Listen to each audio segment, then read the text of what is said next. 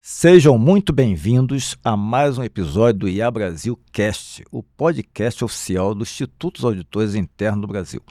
Eu sou Paulo Gomes, diretor-geral do Instituto dos Auditores Internos do Brasil, e hoje vamos mergulhar em um tema que parou o planeta nas últimas semanas, mas sob a ótica que só quem vive o dia a dia do controle da governança consegue enxergar. A Copa do Mundo 2026 chegou ao fim. Vimos grandes jogos, surpresas em campo e uma logística sem precedente em 3 países sede. Mas, para além do apito final, o que fica para nós, profissionais de auditoria? Risco e compliance. O que a maior operação esportiva do mundo pode nos ensinar sobre a gestão de crise, integridade e tomar decisão sob pressão? Para debater esse assunto, recebemos hoje um convidado que transita com maestria entre esses dois mundos, o da gestão corporativa e do universo do futebol. Hoje recebemos Paulo Roberto Dutra, executivo com uma sólida trajetória em finanças, governança e gestão, acumulando mais de 2 décadas de experiência em empresa de grande porte em conselhos de administração. Atualmente é diretor-geral do Clube de Regata do Flamengo. Já ocupou posições executivas em organizações como a SPIC, Brasil, Energia, AES, Tietê e Ernst Young. É um prazer recebê-lo para conversar conosco sobre as lições que a Copa 2026 nos ensina sobre a gestão de risco, governança e controle. Sejam bem-vindos, Paulo Dutra. É um prazer estar aqui conosco para passar essa sua experiência esportiva e corporativa para os nossos auditores. Obrigado, Paulo. Obrigado pelo convite. É um prazer estar aqui com vocês. Vai ser 40 minutos aqui de muita diversão. Vamos tentar falar sobre todos esses assuntos, assuntos difíceis, assuntos mais fáceis e festejar essa Copa do Mundo, que realmente foi uma Copa do Mundo de muito sucesso. Paulo, essa Copa foi uma Copa assim, diferente, né? Pela primeira vez ela envolveu 48 clubes, envolveu 3 países, né, sede, México, Estados Unidos e Canadá. E qual seria os maiores desafios que você conseguiu assim, perceber e enxergar nesse contexto? Essa Copa do Mundo ela é uma evolução, eu acho, de que vem acontecendo desde 98. 98 a gente tinha 24 países participando, dali para frente, aí foi para 32 países e agora para 48. A gente já teve uma Copa feita em 2 países, que pelo que eu me lembro foi Coreia e Japão.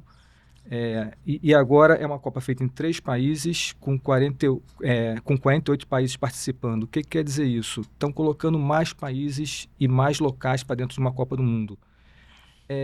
Uma coisa interessante que a gente pensar, a FIFA tem 131 afiliados. Se fosse fazer uma Copa do Mundo em cada país desse, de 4 em 4 anos, precisaria de quase 500 anos para fazer Copa do Mundo, para que cada país recebesse uma segunda Copa do Mundo. Então, é bastante interessante essa mudança que eles estão fazendo. Eu acho que a próxima Copa do Mundo vai ser em Portugal, Espanha e Marrocos, tendo jogo em Uruguai, Argentina, acho que para festejar os 100 anos da FIFA. Então, é uma metodologia diferente que eu acho que veio para ficar. Perfeito. É interessante, né? Eu fico imaginando, na sua visão, como é que você vê assim, o posicionamento da auditoria, né? Com tantos stakeholders nacionais, internacionais, federações, é diferente. Como é que você vê assim, o papel da auditoria nesse contexto? Eu acho que o papel da auditoria nessa Copa e nas próximas Copas, eu não sei como que ela vai ser, vem desde a época que a FIFA resolveu transferir parte da sua sede para os Estados Unidos, para Miami. Ela transferiu principalmente as áreas de compliance, risco e auditoria interna e me parece que um pedaço do jurídico. Então, eles foram para dentro do país que ia coordenar a Copa, porque os Estados Unidos coordenou a Copa dos outros 2 países, e eles colocaram lá todo esse controle de risco, todo esse controle de compliance e, principalmente, toda a parte de gestão da Copa. Então, acho que isso também é uma mudança grande que eles fizeram. Como que isso vai ficar no futuro, a gente não sabe ainda também. Agora, nós vimos aí, de uma forma geral, redes sociais, principalmente, uma pressão muito grande, né, do público em geral sobre transparência. Como é que você enxerga assim para a existência de controles internos para conseguir mitigar todos esses riscos que envolve, né, um evento dessa magnitude. Falando assim, quando a gente fala em transparência, quando a gente fala em controles internos, a gente anda por diversas áreas, né? Quando a gente fala da área financeira, a gente vê que desde a última Copa também já houve uma transparência maior de quanto a FIFA arrecadou, de onde a FIFA investiu o dinheiro que sobra da Copa, porque toda a Copa dá lucro, né? Então ela investe esse dinheiro nas federações, em todos os países, ela manda uma cota à parte para cada um. Então, assim, dessa parte eu acho que a FIFA já vinha melhorando aí nos últimos anos. Agora, o futebol ele está mudando e a cada ano ele muda e cada vez ele muda para mim para melhor. Quando veio o VAR é uma tecnologia que entrou no futebol que ajuda muito aqueles erros grosseiros que existiam antes, e o VAR hoje ajuda o juiz. Mas se a gente pensar que a gente tem o VAR, por outro lado a gente tem juízes de 30, 40 países que participaram da Copa, eu não sei quantos, que cada um tem uma metodologia diferente, cada um utiliza uma forma diferente no seu país de apitar um jogo, cada um utiliza uma forma diferente, e aí eles vão para um evento de 45 dias, onde tem 104 jogos, nesses 104 jogos você tem juízes profissionais que nem é na Inglaterra e juízes amadores que nem é no Brasil. Então a gente tem uma dificuldade quando fala de controles internos disso tudo, de alinhar controles internos, porque o que uma corporação mais precisa é o quê? Que todo mundo tenha o mesmo conhecimento, todo mundo saiba aquilo que tem que fazer e não cada um julgue da forma que quer o que tem que fazer. Esse é um grande desafio que o futebol ainda tem que cumprir para que consiga chegar num ponto que ninguém mais critique nada de arbitragem, critique nada de outros fatores também, que eu acho que a gente não pode comentar muito aqui. Que você falou é importante, acho que por isso que às vezes é importante você ter grandes eventos internacionais para compartilhar culturas diferentes e seguir mais ou menos uma linha, né, padrão, né, um padrão talvez mundial de controle interno e conseguir mitigar melhor esse risco. Agora, com relação à questão também da pressão em cima existe muita questão aí de logística, né, riscos, né, de logística, segurança, inclusive tem até risco climático, né? Como é que você vê aí para mitigar todo esse risco, né, que às vezes não está nem previsto, né, no seu escopo de controle, mas acontece, você está sujeito a qualquer situação adversa num evento desse tamanho, dessa magnitude, que envolve 3 países. Principalmente nos Estados Unidos. Nos Estados Unidos a gente tem eventos climáticos e eles lá têm um protocolo para isso, que eles param os jogos ou nem começam os jogos quando tem qualquer risco de um evento climático adverso. Então, os Estados Unidos ele é muito preparado para isso. Os Estados Unidos ele já vive isso há bastante tempo, ele é muito preparado para isso. Se a gente pensar, os Estados Unidos sediou no ano passado o Mundial de Clubes, esse ano sediou a Copa do Mundo, acho que em 2031 vai sediar a Copa do Mundo feminina, acho que em 2028 vai sediar as Olimpíadas. Então, os Estados Unidos é muito preparado para isso. Eu acho que mais os Estados Unidos do que a FIFA, eles são muito preparados para enfrentar eventos climáticos, eventos de esporte. Os Estados Unidos é o melhor país para fazer eventos. Realmente, quem vai a evento lá sabe que eles sabem fazer um evento bem feito. Então, tudo que eles se envolvem, eles fazem muito bem feito. Aí eu lembro que eles são realmente rigorosos. Acho que eu presenciei um jogo que realmente tinha uma tempestade, eles alteraram o tempo, mas conseguiram realizar o jogo logo depois, né? Impressionante. Impressionante como eles são... eles são bem preparados para isso. Agora, Paulo, com relação o futebol moderno, hoje existe muito um rigor, né, além da transparência, com a conformidade, né? Então, você tem questões aí de fair play financeiro, tem questão de integridade. Aí, como é que você vê a evolução dessa questão hoje no futebol moderno? Falar isso do futebol é muito difícil. Vamos nos ater à Copa do Mundo, que eu acho que fica mais fácil. Eu acho que a Copa do Mundo ela deu uma aula, uma lição para todos de conformidade disso tudo. A FIFA já era bem preparada para isso. A FIFA, desde 2015, quando teve aquela crise grande nela, ela veio se preparando para essa Copa. Acho que a Copa de 2018 já estava definida, a Copa de 2022 já estava definida. Então, essa é a primeira Copa que a FIFA, pós aquela crise que ela teve, que ela está fazendo, começando do zero.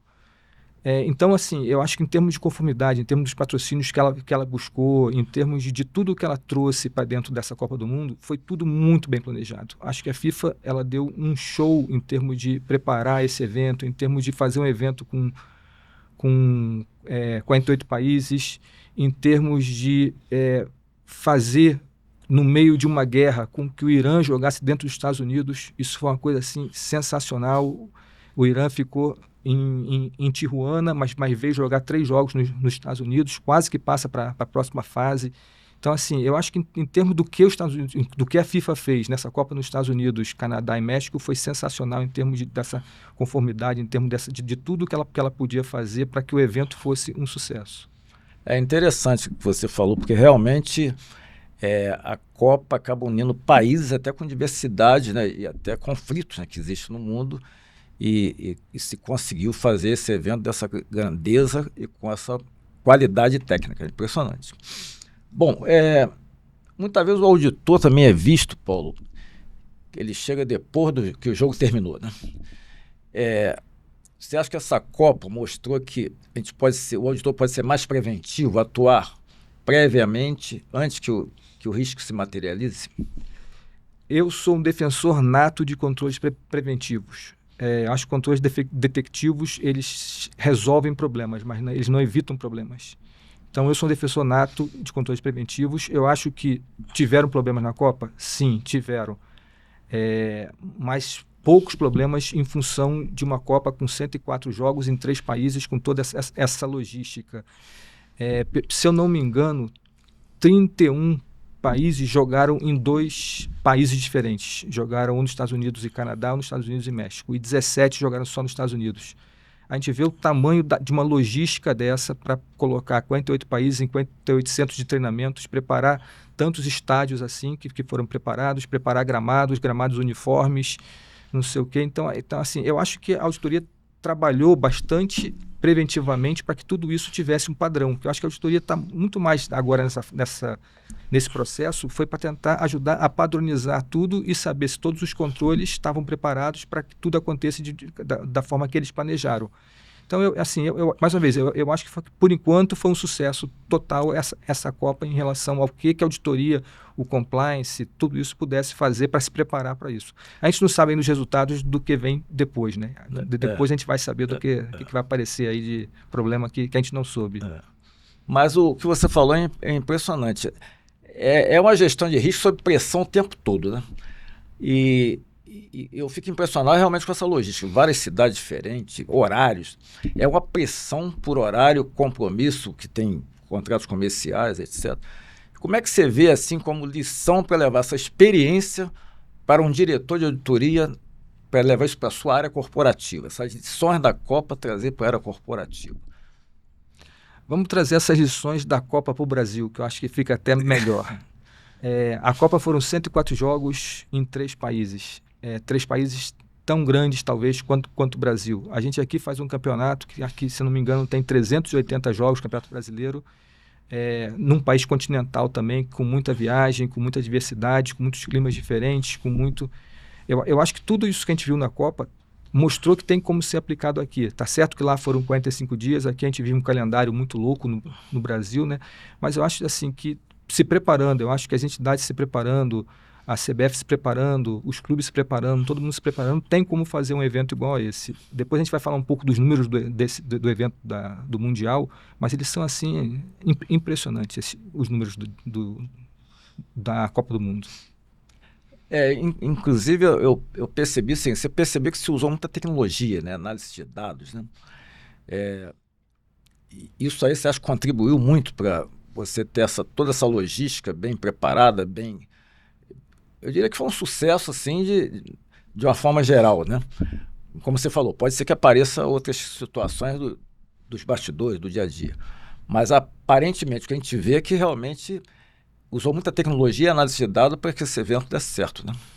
Sim, mas assim, vamos falar agora dos potenciais problemas que podem existir, né? Porque tudo foi muito bem preparado. Acho que a inteligência artificial está cada vez mais no mundo, está cada vez mais nas nossas atividades, mas vamos ver os problemas que podem ter acontecido. A venda de ingressos. Ninguém sabe ainda qual foi o potencial e os problemas gerados nessa venda de ingresso. Assim, todo mundo diz, né, que os ingressos estavam caros. Eu acredito que eles estivessem muito caros, não só caros, porque nos Estados Unidos o ingresso para um grande evento ele já é caro normalmente, mas para estar todo mundo lá dizendo que está muito caro, realmente deve ter sido muito caro o ingresso desse. Quantas pessoas não viajaram para os Estados Unidos? Pelo que eu li um pouco, essa Copa do Mundo gerou dentro dos Estados Unidos em torno de 5 bilhões de dólares de movimento entre hotéis, restaurantes, entre isso tudo. Então, quer dizer, as pessoas viajando internamente, as pessoas viajando para os Estados Unidos com esse problema todo que ele colocou de visto. Imagina qual foi a complexidade de botar todo esse pessoal para dentro, todo esse pessoal dos Estados Unidos. A gente sabe que torcedores são sempre mais briguentos do que um turista normal, então as cidades tiveram também que se preparar para isso. Então, quando a gente olha para esse contexto como um todo, a gente fala que assim, é impressionante como uma Copa do Mundo consegue movimentar isso tudo numa Copa do Mundo tão grande quanto essa. Na hora que você falou da questão de preço, dos ingressos, por acaso eu estava no Canadá, em Vancouver, antes do início da Copa, e o pessoal reclamava, eu não vou pagar $600 no ingresso. Aí depois eu vi que o estádio encheu, então você vê que realmente foi um sucesso, apesar dos preços, mas realmente foi uma logística assim, que foi tudo pensado, né? Foi tudo pensado e regra de mercado, né? Se tem quem pague, vamos vender. E depois, pelo que eu soube, a FIFA mesmo comercializou os ingressos, ela foi revendendo os ingressos dentro do próprio plataforma FIFA. Então, para que você não ficasse sem ir ao jogo, você podia revender o seu ingresso através da FIFA para outra pessoa, para que os estádios estivessem lotados. Então, eles também fizeram um movimento de tentar manter os estádios cheios, o que sempre embeleza o espetáculo. Quando a gente vai no Maracanã e vê aquele Maracanã lotado de flamenguista lá, a gente fica até meio... Então, assim, eu acho que o grande negócio é lotar os estádios. Acho que esse é uma das outras coisas que eu acho que a auditoria, que tudo isso tem que olhar muito, muito, mas tem que tentar ajudar preventivamente como que a gente consegue lotar os estádios em todos os eventos esportivos do mundo. Não, falar nisso, lotar estádios gera recurso. Então você vê aí que a auditoria não pode ficar fora. A área de controle de compliance e risco de uma situação dessa que envolve milhões, né? Você vê, como é que você vê a auditoria? Seria através para ter essa demanda de atuação, seria interessante usar mais inteligência artificial, análise de dados, porque realmente é um evento que exige aí uma análise mais profunda, já que os valores envolvidos são grandes. Cada vez mais. A Copa movimentou essa Copa movimentou para a FIFA em torno de 9 bilhões de dólares. Mais ou menos 5 bilhões foram em patrocínios, em televisionamento, mais ou menos uns 3 bilhões em ingressos e uns 2 bilhões em patrocínios de dólares. Nós estamos falando de uma coisa assim, que movimenta um número que aqui no Brasil a gente consegue nem imaginar. Como é que um evento de 45 dias consegue trazer para a FIFA 9 bilhões de dólares e para os Estados Unidos mais 5 bilhões de dólares. É uma coisa assim, 14 bilhões de dólares num evento de 45 dias. Então, assim, eu acho que todo esse movimento que levou o compliance, a auditoria interna, tudo para os Estados Unidos, ali para Miami, para ficar sediado ali não sei o quê, foi exatamente para que tudo isso pudesse ser controlado, pudesse ser mapeado e pudesse colocar todos os controles internos ali dentro para que nada disso virasse um escândalo, né? Porque para isso virar um escândalo é muito fácil, né? Então, nessa visão, você acha que a nossa auditoria interna no Brasil ou no mundo, como exemplo do futebol, acho que o esporte em si, o futebol já tem maturidade suficiente para você atuar na auditoria, como acontece na área industrial, na área financeira? Você acha que o futebol já está seguindo o mesmo caminho ou já está no caminho correto em termos de controle, auditoria e risco? O futebol está seguindo o mesmo caminho. Eu posso falar um pouco da minha experiência, né? Eu fiquei 17 anos, trabalhei total 21 anos no setor de energia elétrica.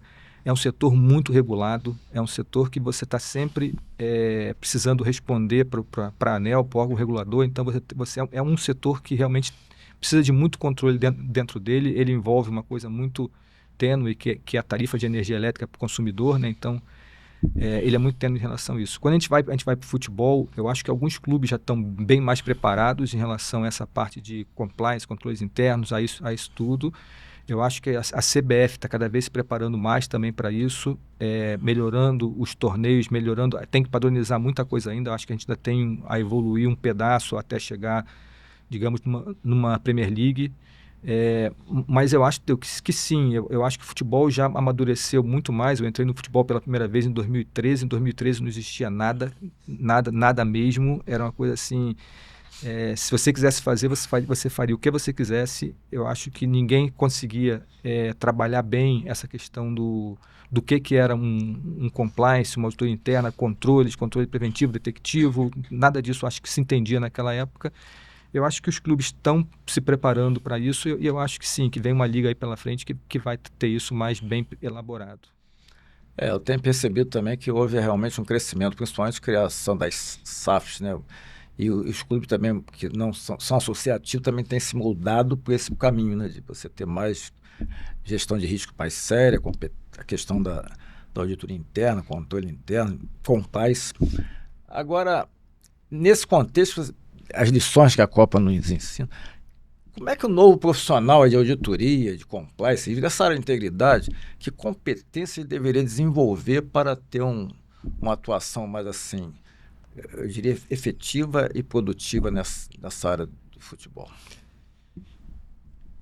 Eu acho que a primeira coisa, a gente tem que ter profissionais que entendam de futebol. O futebol, todo mundo entende de futebol, né? Acho que o brasileiro, acho que todos nós entendemos de futebol.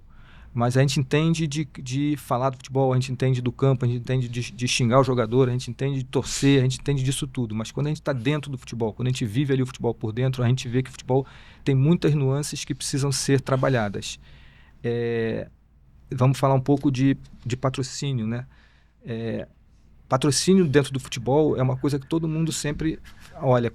Como é que uma empresa coloca X milhões em um clube? Eu acho que a empresa coloca aquilo ali por causa que ela tem retorno. Então, o que profissional de compliance, que profissional de integridade ele tem que ver? Como aquilo ali foi negociado, como aquilo ali está sendo entregue, se nós estamos entregando todas as contrapartidas que o patrocinador precisa. Então, assim, eu acho que o futebol ele transita desde uma área pequenininha, que seria um clube associativo, né? A gente toma conta do sócio até a gente chegar no campo. Mas no meio disso aqui, para chegar no campo lá, para você ganhar um título, todo mundo acha que ganhar um título é por acaso, não é? Você tem que estar aqui no meio, está com tudo bem elaborado. Bem elaborado quer dizer, você tem que ter uma base muito forte, futebol de base muito forte, você tem que ter futebol profissional muito forte, profissionais muito fortes ali dentro, não sei o quê. E dentro disso, tudo isso aqui a gente tem que ter os controles bem elaborados para que tudo comece de uma forma correta e acabe de uma forma correta. O que o Paulo falou agora é importantíssimo. Acho que o auditor, quem trabalha em fiscalização principalmente, ele tem que entender o negócio onde ele atua, né? Então, como ele vai atuar num banco, na área financeira, é bom que ele tenha conhecimento de como é que funciona a instituição financeira. Se ele atua na indústria, a mesma coisa, no agronegócio. Então, acho que o auditor também tem que estudar muito aquela atividade onde ele vai atuar. E acho que no esporte não é diferente, né? Perfeito. Porque o esporte envolve muitas questões aí específicas. Apesar de controle interno, riscos, você pegar todo o ramo de atividade, mas sem o conhecimento mais profundo da área de atuação, acho que realmente o auditor precisa desenvolver isso. Bom, Paulo, com relação a essas lições da Copa, esse mundo geral, como é que teria assim resumir todo esse contexto, como é que seria uma palavra-chave que sirva de exemplo para a área de gestão, principalmente, né? O que foi dessa Copa? Uma palavra assim mais... Eu acho que, eu não vou dizer uma palavra, mas eu vou dizer a coisa mais interessante que ficou para mim dessa Copa foram as mudanças que foram feitas nos critérios da arbitragem. Quando a gente vê, né, que um jogador tinha que bater o lateral em 5 segundos. Quando a gente vê que o goleiro tinha que bater o tiro de meta em 5 segundos, senão viraria escanteio. Quando a gente vê tudo isso que foi colocado ali para dar um pouco mais de dinamismo ao jogo, eu tenho certeza que isso veio de análises que pessoas fizeram para poder entender o que o público quer mais, né? Porque o futebol ele não pode ficar tão catimbado que nem era antigamente. quem gosta de futebol raiz sabe do que eu estou falando, entendeu? E era muito gostoso o futebol catimbado, mas ele não cabe mais em um evento que é transmitido para tantos bilhões de pessoas. Então, eu acho que tudo isso é uma mudança que está sendo feita agora no futebol, que ela deve continuar, para que o futebol seja uma coisa mais dinâmica, que o futebol seja uma coisa mais decidida dentro de campo.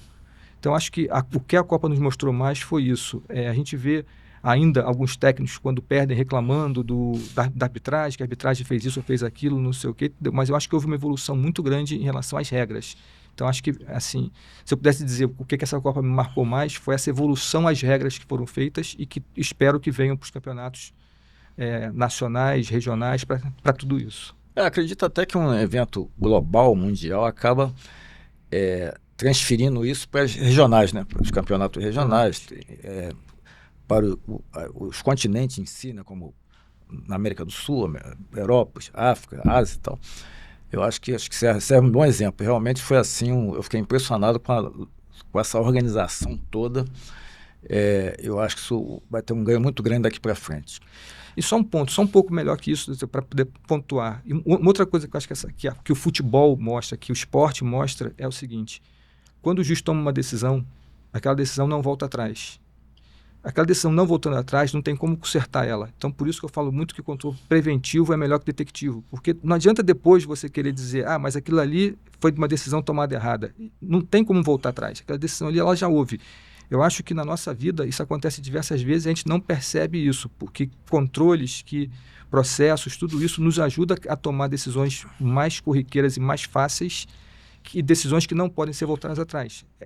Não tem como consertar um gol mal anulado, um impedimento mal dado, não sei, nada disso. Então, quer dizer, o VAR veio para ajudar. O VAR agora já meio que semi-automático. Ele vem cada vez ajudar mais o juiz. Por quê? Porque eram coisas que eram muito fáceis de se errar.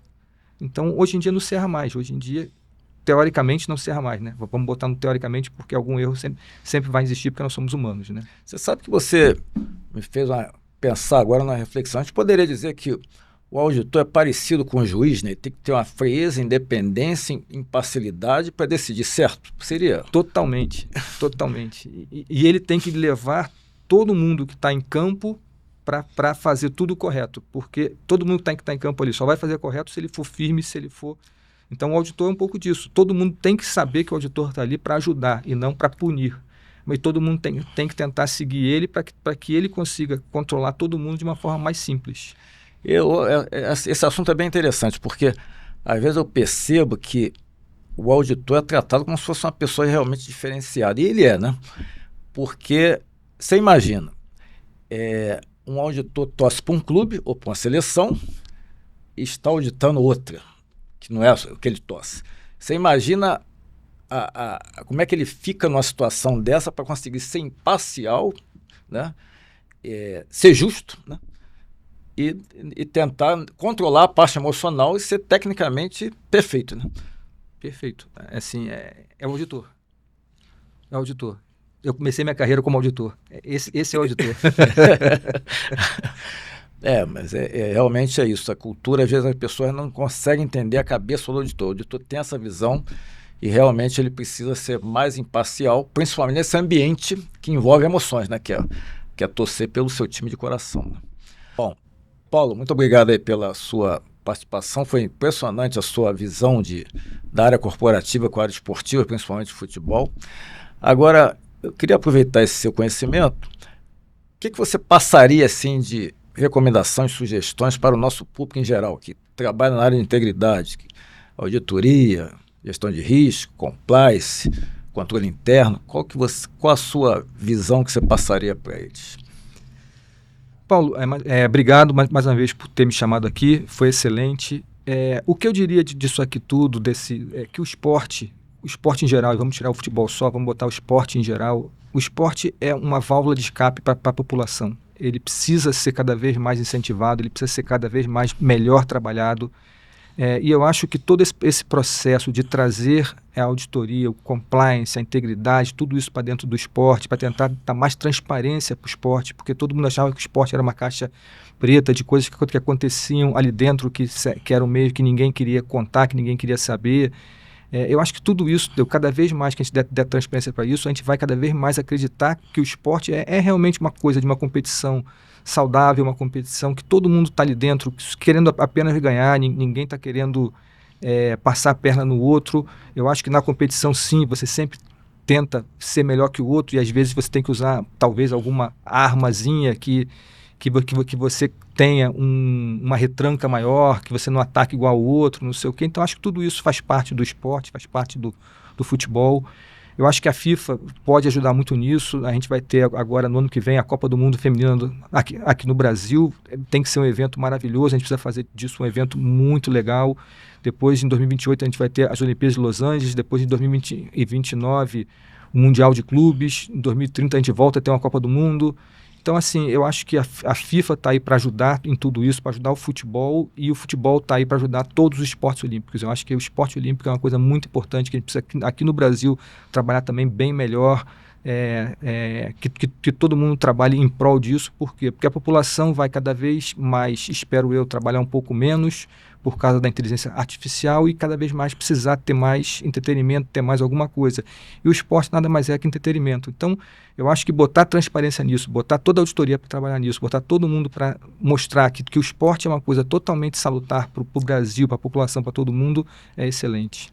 Não, perfeito. Eu acho que você disse tudo, porque a credibilidade, né, para a população em geral vem da transparência, controle, gestão de risco, e o auditor pode oferecer esse trabalho. O auditor, não só o auditor, como os profissionais da área de integridade, né, de compliance, risco, controle interno.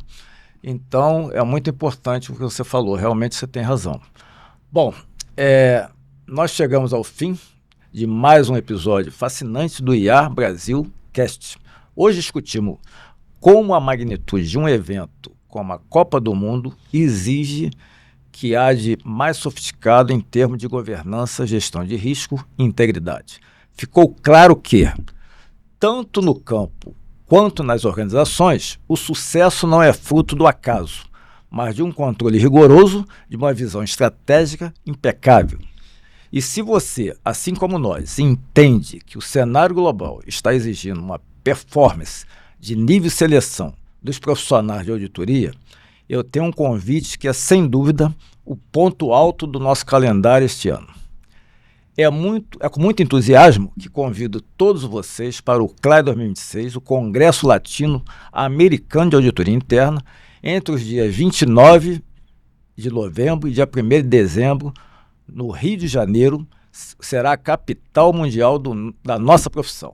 Estaremos reunidos para o maior evento de auditoria da América Latina. Nós desenhamos uma estrutura robusta com 4 trilhas temáticas pensadas para elevar o seu patamar profissional. Quero destacar 2 delas, está relacionada com o que debatemos hoje. Na trilha Transformar, vamos mergulhar fundo em inteligência artificial e automação. Cyber-resiliência e estratégia digital. É o espaço para quem quer dominar as ferramentas que estão redefinindo o controle moderno. Já na trilha Inspirar, o foco é de fator humano, liderança com propósito, ética, diversidade e a resiliência necessária para guiar instituições em tempo de incerteza.